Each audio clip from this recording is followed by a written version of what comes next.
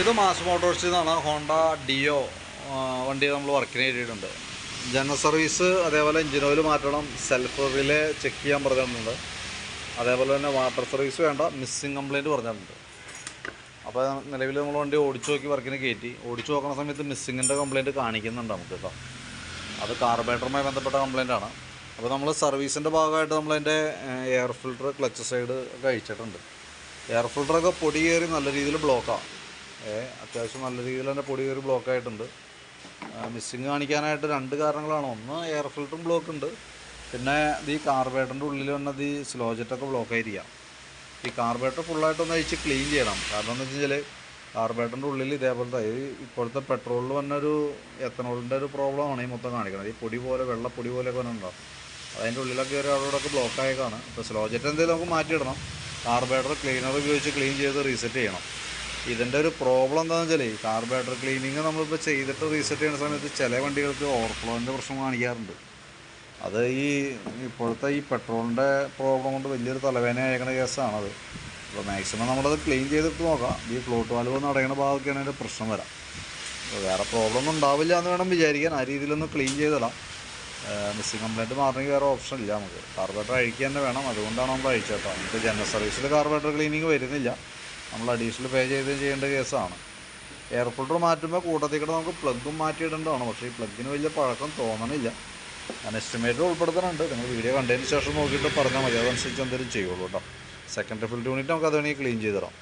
പിന്നെ ക്ലച്ച് ഭാഗം നമ്മൾ അയച്ചിട്ടുണ്ട്. ക്ലച്ചിനകത്ത് വേരിയേറ്റർ ബോഡി, ബോസ് ഡ്രൈവ് കാര്യങ്ങളൊക്കെ ഒന്ന് ചെക്ക് ചെയ്ത് പോകുന്നുണ്ട്. ബെൻഡെക്സിൻ്റെ ഭാഗം ചെക്ക് ചെയ്തു. വേറെ ക്ലച്ചിൽ അങ്ങനെ പറയത്തക്ക കംപ്ലയിൻറ്റ്സ് ആയിട്ടൊന്നുമില്ല. ക്ലച്ച് നമുക്ക് റൊട്ടീൻ ചെക്കപ്പിൻ്റെ ഭാഗമായിട്ട് അയച്ചാണ്. ബെൽറ്റ് കാര്യങ്ങളൊന്ന് ചെക്ക് ചെയ്യണം. വേരിയേറ്റർ ബോഡി, എൻ്റെ ഉള്ളിൽ തന്നെ പീസെറ്റ് പ്ലാസ്റ്റിക് എന്ന് പറഞ്ഞൊരു ബിഷൊക്കെ പീസെറ്റ് സ്ലൈഡ് എന്ന് പറയുന്നത്, അതൊക്കെ നോക്കേണ്ടതായിട്ടുണ്ട്. അപ്പോൾ അതിന് വേണ്ടിയിട്ട് അയച്ചാണ്. ബെൽറ്റൊക്കെ കമ്പനി ബെൽറ്റ് കിടക്കണം. ഹോണ്ടയുടെ ഒറിജിനൽ ബെൽറ്റ് തന്നെയാണ്. നല്ല ബെൽറ്റാണ് കേട്ടോ. അപ്പോൾ ക്ലച്ചിൽ അങ്ങനെ പറയത്തക്ക കംപ്ലയിൻസ് ഒന്നുമില്ല. ഒന്ന് ക്ലീൻ ചെയ്ത് റീസെറ്റ് ആക്കാം. ക്ലച്ച് കിക്കർ കവറൊക്കെ ഒന്ന്, കിക്കർ വീലൊക്കെ ഒന്ന് അയച്ച് ഗ്രീസ് ചെയ്തിടാം. പിന്നെ എഞ്ചിൻ ഹെഡിൻ്റെ ഭാഗത്തേക്ക് വരുമ്പോൾ പറയത്തക്ക ലീക്കേജ് ഒന്നുമില്ല. ചോക്ക് കേബിൾ നമ്മൾ നോക്കി, ചോക്ക് കേബിൾ പ്രോബ്ലം ഒന്നുമില്ല. പക്ഷേ ഈ ആക്സിലേറ്റർ കേബിൾ ചെക്ക് ചെയ്യുന്ന സമയത്ത് ചെറിയൊരു ടൈറ്റ് തുടങ്ങിയിട്ടുണ്ട്. അപ്പോൾ മാറ്റുന്നുണ്ടെങ്കിൽ കൂട്ടത്തിൽ കൂടെ ഒന്ന് പറഞ്ഞേക്കാം. നമ്മളെന്തെങ്കിലും വീഡിയോ കണ്ടതിന് ശേഷം നമ്മൾ റിപ്ലൈ ഇട്ടാൽ മതി. അതനുസരിച്ച് എസ്റ്റിമേറ്റ് ആക്കുള്ളൂ. എന്തെങ്കിലും എന്നിട്ട് അതനുസരിച്ചിട്ട് നമുക്ക് ചെയ്യാൻ തരും കേട്ടോ. വീഡിയോ കണ്ടെയ്യുമ്പോൾ നോക്കിയിട്ടൊന്ന് പറഞ്ഞാൽ മതി. പിന്നെ ഫ്രണ്ടിലേക്ക് വരുമ്പോൾ ഫ്രണ്ട് ബുഷുകളൊക്കെ നമ്മളൊന്ന് ഗ്രീസ് ചെയ്യാൻ വേണ്ടി അഴിച്ചു. അപ്പോൾ ഈ ഗ്രീൻ ബുഷ് എന്തെങ്കിലും നമുക്ക് മാറ്റി വിടണം. ഇത് അത്യാവശ്യം തേമാനം നല്ല രീതിയിൽ ലൂസ് ചെയ്തിട്ടുണ്ട്. അങ്ങനെ അടുത്ത് കൂടി കളിക്കുക. അപ്പോൾ അതൊന്ന് ചേഞ്ച് ചെയ്ത് വിടണം. ലിങ്കിൻ്റെ ഉള്ളിൽ തന്നെ കോളർ ബുഷ് മാത്രം മാറ്റി നമുക്ക് റീസെറ്റ് ചെയ്യാം. ചെറിയ പ്ലേ ഉണ്ട്, അത് തൽക്കാലം കോളർ മാറ്റിയിട്ട് നമുക്ക് ഉപയോഗിക്കാം. ഫ്രണ്ട് വീലിൻ്റെ ബ്രേക്ക് ലൈനറൊക്കെ നമ്മൾ ചെക്ക് ചെയ്തു. അത്യാവശ്യം ഉപയോഗിക്കാനൊക്കെ ഉണ്ട്, കുഴപ്പമൊന്നുമില്ല. ഫ്രണ്ട് ടയറായാലും പുതിയ ടയർ ഇറങ്ങാം കേട്ടോ. പിന്നെ അതിൻ്റെ ഫ്രണ്ടിലത്തെ ഈ മൺകാട് ഉണ്ടല്ലോ, മൺകാടിൻ്റെ ബോൾട്ട് ഇവിടെ അതിൻ്റെ ഭാഗമൊക്കെ പൊട്ടിപ്പോയേക്കാം. ഈ സൈഡൊക്കെ പൊട്ടിപ്പോയിട്ട് മൺകാട് ഇതേപോലെ കിടന്ന് ഷെയ്ക്ക് ചെയ്താണ്ടാ, വെറുതെ കിടന്ന് ഇളകിണ്ടിരിക്കാം. അപ്പോൾ ഫൈബർ ആയതുകൊണ്ട് തന്നെ ഷെയ്ക്ക് കാണിച്ച് കഴിഞ്ഞാൽ ഉറപ്പായിട്ടും പൊട്ടിപ്പോവും. അപ്പോൾ ഒന്നോരെ നമുക്കത് വേണമെങ്കിൽ മാറ്റിയിടാം. അതല്ലെങ്കിൽ തൽക്കാലം സെപ്പറേറ്റ് ഒരു, ഇവിടെ മൊത്തം പൊട്ടിയുണ്ട്, ഈ സൈഡൊക്കെ പൊട്ടി ഇങ്ങനെ താഴേക്ക് വന്നിട്ടുണ്ട് കേട്ടോ. അപ്പോൾ ഒന്നോരെ മാറ്റി പുതിയത് സെറ്റ് ചെയ്യാം. അതല്ലാന്നുണ്ടെങ്കിൽ തൽക്കാലത്തേക്ക് ഒരു തകിട് എന്തെങ്കിലും വെച്ച് കൊടുത്തിട്ട് ബലപ്പെടുത്തി നിർത്താം.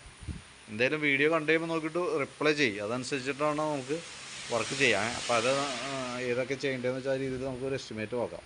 എന്നിട്ട് അതനുസരിച്ച് നമുക്ക് ചെയ്യാം കേട്ടോ. ബാറ്ററി നമുക്കിത് ഇരിക്കുന്നത് 2025 മോഡൽ ബാറ്ററിയാണ്. അപ്പോൾ അത് നമുക്ക് വേറെ പ്രോബ്ലം ഒന്നുമില്ല. ബാറ്ററി ചാർജ് കാര്യങ്ങളൊക്കെ കാണിക്കുന്നുണ്ട്. പക്ഷേ സെൽഫ് റിലേയുടെ പ്രോബ്ലം കഴിഞ്ഞ ദിവസം വന്നപ്പോൾ കാണിച്ചിട്ടുണ്ടായിരുന്നു. റിലേ എന്ന് പറയുന്നത് ഇതിനകത്ത് തന്നെ യൂണിറ്റാണ്. നമുക്കത് വേറെ ഒന്നും പ്രത്യേകിച്ചൊന്നും ചെയ്യാൻ പറ്റില്ല. ഒന്നുമല്ല നമുക്ക് അത് തന്നെ യൂസ് ചെയ്യാം. അതല്ലെങ്കിൽ മാറ്റി പുതിയതിടാം. ഇതെന്താ പ്രോബ്ലം എന്ന് വെച്ചാൽ, ഈ മഴയുടെ പ്രോബ്ലം, മഴയൊക്കെ വന്ന സമയത്ത്, ഈർപ്പം നിൽക്കുന്ന സമയത്തൊക്കെ സെൽഫ് റിലേ കാര്യങ്ങളൊക്കെ ഷോർട്ട് ആവാനുള്ള സാധ്യതയുണ്ട്. അപ്പോൾ അങ്ങനത്തെ ഒരു ലക്ഷണം ആദ്യം കാണിച്ചിട്ടുണ്ടെങ്കിൽ മാറ്റി പുതിയതിടണമായിരിക്കും നല്ലത്. എന്തായാലും വീഡിയോ കണ്ടതിന് ശേഷം പറയും, അതനുസരിച്ച് നമുക്ക് ചെയ്യാം. പിന്നെ ഈ ബ്രേക്കിൻ്റെ സ്വിച്ചുകൾ കണ്ടെന്ന കംപ്ലയിൻ്റ് ഉണ്ട്. ഒരെണ്ണം ത്രൂ ഔട്ട് തെളിഞ്ഞ് വെക്കുക, ഒരെണ്ണം തെളിയണില്ല. അപ്പോൾ മാറ്റിയിടുമ്പോൾ രണ്ടും മാറ്റിയിടാം. അതല്ലെങ്കിൽ പിന്നെ സെൽഫ് ഇടയ്ക്ക് പണി മുടക്കും നമുക്ക്. ഇതൊക്കെയാണ് മെയിനായിട്ട് ആ ഭാഗത്തേക്കുള്ള. പിന്നെ ബാക്കിലത്തെ ടയർ നമ്മൾ അഴിക്കുമ്പോൾ ബ്രേക്ക് ലൈനർ നമുക്ക് മാറ്റിയിടണം. കാരണം അഡ്ജസ്റ്റിങ് മാക്സിമത്തിലേക്ക് എത്തിയിട്ടുണ്ട്. ഇതാണ് എൻ്റെ ഇൻഡിക്കേഷൻ മാർക്ക്, മാക്സിമം ചെറിയ. അപ്പോൾ ഫ്രണ്ട് വീൽ അഴിച്ചേക്കണത് കൊണ്ടാണ്. അതിനുശേഷം ബാക്ക് വീലും കൂടി അഴിച്ച് ക്ലീൻ ചെയ്യണം. ആ കൂട്ടത്തിൽ കൂടെ ലൈനറും മാറ്റി പുതിയത് സെറ്റ് ചെയ്യാം കേട്ടോ.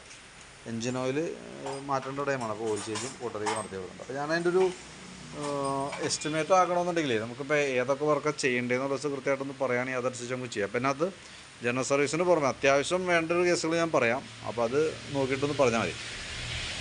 എഞ്ചിൻ ഓയിൽ എന്തെങ്കിലും നമുക്ക് മാറണം. ഓയിൽ വോൾട്ട് വാഷ് ഓറിങ് നമുക്ക് എന്തെങ്കിലും നമുക്ക് മാറ്റിയിടണം. അതേപോലെ കാർബറേറ്റർ എന്തെങ്കിലും ക്ലീൻ ചെയ്ത് തരണം. സ്ലോ ജെറ്റ് കാര്യങ്ങൾ മാറ്റിയിട്ട് കാർബറേറ്റർ ക്ലീൻ ചെയ്ത് റീസെറ്റ് ആക്കണം. മിസ്സിങ്ങിൻ്റെ പ്രോബ്ലം ഉള്ളത് കൊണ്ട് തന്നെ കാർബറേറ്ററും കൂട്ടത്തിയുടെ എയർ ഫിൽറ്റർ നമുക്ക് മാറ്റിയിടണം. പ്ലഗ് ശരിക്കും എയർ ഫിൽറ്റർ മാറ്റുമ്പോൾ കൂട്ടത്തിയുടെ പ്ലഗ് മാറ്റണം.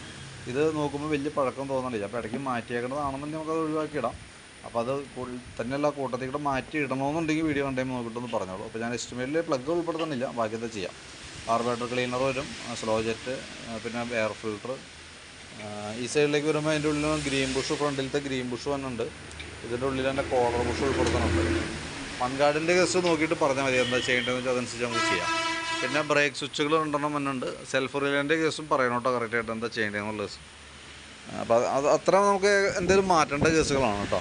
അപ്പോൾ നോക്കിയിട്ട് എന്തെങ്കിലും വീഡിയോ കണ്ടതിന് ശേഷം നോക്കിയിട്ട് റിപ്ലൈ ചെയ്യുക. അതനുസരിച്ച് നമുക്കൊരു എസ്റ്റിമേറ്റ് ഇടാം. അപ്പോൾ ആ എസ്റ്റിമേറ്റ് പ്രകാരം നമുക്ക് വർക്ക് കംപ്ലീറ്റ് ചെയ്യാം കേട്ടോ. അപ്പോൾ ഒന്ന് കണ്ടേമൊന്ന് റിപ്ലൈ ഇട്ടോളൂ.